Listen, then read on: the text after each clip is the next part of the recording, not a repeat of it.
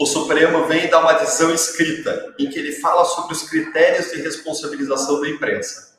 Aí, não fica claro. As pessoas passam a olhar aquilo lá e ver que aquilo tem diferentes interpretações. E que a imprensa passa a pensar assim, não, peraí, se eu posso ser responsabilizada, é melhor eu nem falar. Começa a gerar uma perspectiva daquilo que a gente chama em termos de liberdade de expressão de chilling effect, efeito resfriador, efeito congelante sobre a liberdade de expressão. Porque as pessoas vão se refrear, não vão dar matérias, não vão fazer entrevistas com pessoas por receio. E mais, uma coisa é uma entrevista que você depois vai colocar no jornal escrito, outra coisa é uma entrevista ao vivo, como é que você vai controlar o que a pessoa está falando online, transmitido de modo simultâneo. Ou seja, isso gerou um grande medo, um grande receio de restrição, de congelamento da liberdade de expressão no país.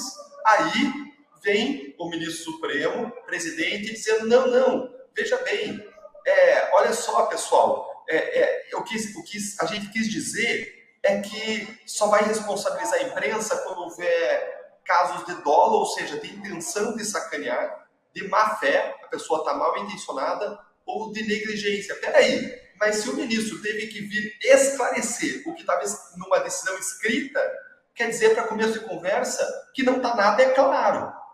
Tem uma tremenda insegurança jurídica. E insegurança jurídica, por si só, já gera um efeito de autocontenção. Porque se eu posso ouvir ou não ser responsabilizado, se eu não sei qual é a regra, qual é o limite, muitas vezes, para evitar processos judiciais contra mim, eu vou simplesmente ficar quieto. É assim que muitos veículos vão passar a se comportar. E isso, mais uma vez, prejudica o ambiente de livre circulação de ideias num país. A gente está criando um ambiente de insegurança jurídica, isso vai tornar os serviços de comunicação de imprensa mais caros, porque existe um risco de ser processado, isso gera um custo, ainda que seja para se defender de um processo que vai ser julgado improcedente, e esse custo vai ser repassado para alguém. Vai ser repassado para quem? Para todos nós. Então, o Supremo está gerando uma imensa insegurança jurídica. Agora, mesmo quando vem o ministro Barroso e traz esse esclarecimento, dizendo que a imprensa só vai responder por dolo, má-fé ou negligência, preste atenção nesse terceiro ponto, na negligência. O que é negligência? Aí que mora o perigo. A negligência acontece quando alguém não adota todas as cautelas devidas para evitar que o mal aconteça. Mas quais são todas as cautelas devidas? Você vai transformar um veículo de imprensa em uma polícia federal para investigar cada declaração do entrevistado. É inviável, inviável. Quando eu vejo essa decisão do Supremo, eu queria fazer mais 2 pontos gerais. O primeiro ponto é o seguinte, eu vi uma avaliação do constitucionalista André Marsiglia, e ele falou o seguinte, essa decisão do Supremo, ela consolida o entendimento que o Supremo está querendo aplicar para as redes sociais. O Supremo quer deixar as redes sociais responsáveis pelo que cada usuário fala. Não é assim que a lei prevê. A lei prevê que a rede social não é responsável pelo conteúdo, salvo raras exceções. Mas o Supremo está querendo forçar uma interpretação diferente. E aí ele está transpondo isso para veículos jornalísticos, quando existe uma diferença entre redes sociais e veículos jornalísticos. Na rede social, quando a pessoa fala, é um direito individual. O veículo jornalístico está tratando de conteúdos e matérias de interesse público, o que deveria trazer uma proteção ainda maior do que a proteção das redes sociais, que já deve existir, que nós já defendemos que deve existir, deve ser bastante ampla. E a gente vê nessa decisão a cara do ministro Alexandre de Moraes. Não só a cara, mas o texto do ministro Alexandre de Moraes. Um constitucionalista fez um levantamento, o jurista Horácio Neiva. Ele pegou aquelas palavras que foram usadas nessa decisão, que foram as palavras binômio, liberdade com responsabilidade, e jogou para pesquisar na base do Supremo de quem que são as decisões que usam essa expressão. E adivinhe qual foi o resultado.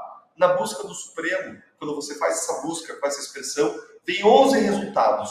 Todos eles são acordos relatados por Alexandre de Moraes, que é quem redigiu os acordos. Ou seja, essa expressão vem dele. Essa decisão tem a cara, tem o conteúdo, tem a mente dele nessa decisão. Quando se pesquisa aí nessa expressão na base do Supremo, tem 16 decisões individuais de ministros, sendo que 13 dessas decisões foram do ministro Alexandre de Moraes. Ou seja, é a mesma expressão que o ministro Alexandre de Moraes tem usado nas suas decisões, não raro naquele inquérito das fake news que tem sido usado para silenciar e calar críticos. E a expressão também que ele usou naquela decisão polêmica, em que ele mandou as Big Techs, o Twitter, o Google, o Meta, o Telegram, suspenderem aqueles anúncios contrários ao projeto da censura. Uma última coisa que eu queria dizer sobre essa decisão. O efeito prático que ela vai ter vai ser o de impedir que a imprensa denuncie os grandes casos de corrupção política. Vocês lembram daquela denúncia do Pedro Collor contra o irmão, contra o senador Collor, Fernando Collor de Mello, que acabou com o impeachment do Collor, acabou resultando no impeachment? Vocês lembram do caso Mensalão, em que o Roberto Jefferson denunciou o esquema do PT para a jornalista Renata Luprete, revelando o petrolão que acabou na Lava Jato? E agora, mais recentemente, vocês lembram do caso das rachadinhas do Janones? Que houve uma gravação que foi levada pela imprensa. Gente, a imprensa pode vir a ser responsabilizada por tudo isso, quando no final das contas não se comprovar que é verdadeiro. Gera um risco imenso. Os jornalistas e os veículos de imprensa não são Polícia Federal, que tem condições materiais e tecnológicas de, ao longo de meses ou anos, empreender uma grande investigação sobre os fatos suspeitos. Nem se espera que os jornalistas façam isso. Os jornalistas apuram suas informações com fontes diversas, que podem falar anonimamente, podem falar on the record, oficialmente.